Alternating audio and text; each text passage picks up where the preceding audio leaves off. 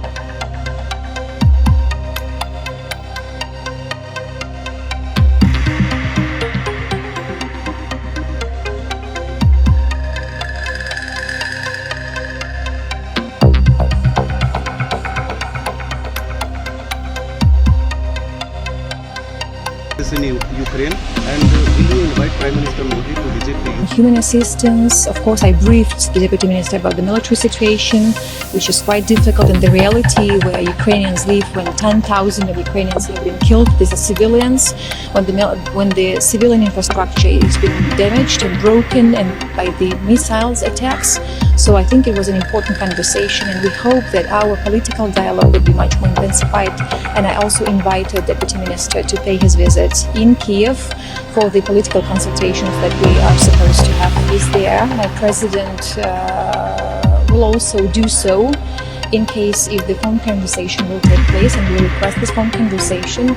I think that India as a global player really is a Vishwaguru of the world, and this is what we also feel in Ukraine by actually fighting for the values. This is about justice, because the war that we have is not about NATO, it's not about the United States, it's about justice, because Russia has been questioning the very existence of my country. Not only energy, but also military resources.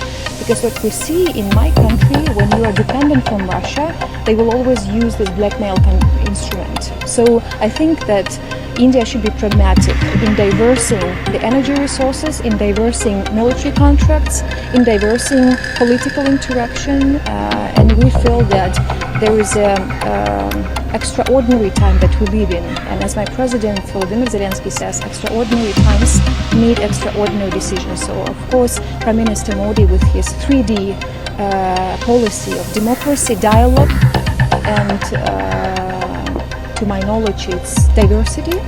I think that this 3D and no era of the war and strategic application is really, really important.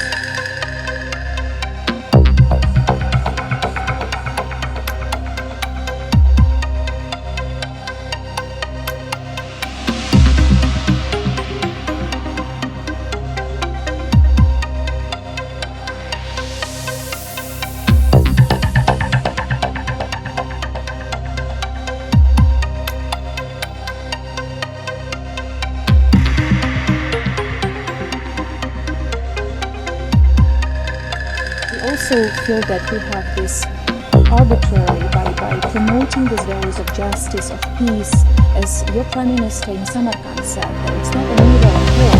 We do support this purely and fully, but unfortunately we have aggressive countries who question the existence of other countries, and then the question of India's involvement as a leader in the global south, as a G20 presidency. I think that we hope that India would be involved and engaged into global issues and challenges.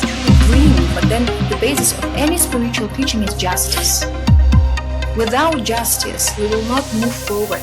Without, love as a only one way how we can communicate with each other. But sometimes we have countries who choose war instead of love, instead of friendship, instead of neighborhood, and we have this kind of country. So I think that it's about all of us to deal with this, and India as a Vishwa Guru can play a bigger role and a greater role in also this. We also welcome any effort that is directed at resolving the war. We are the most interested country to stop this war because our people have been killed, our infrastructure has been struck. But the message of Ukraine is that there should be consideration of pragmatic approach. And then being with Russia, and we are again very sincere saying so, is actually being at the wrong side of the history. So kind of supporting Russia and being with Russia means that it is to be the middle evil visionary picture of the world. So I think that your country is now also going through a dynamic change in all of the spheres. India has been actively building up everything, society, economy, everything. So I think that it might also take some time to build up new relations with Ukraine, and I think that it should be based on pragmatic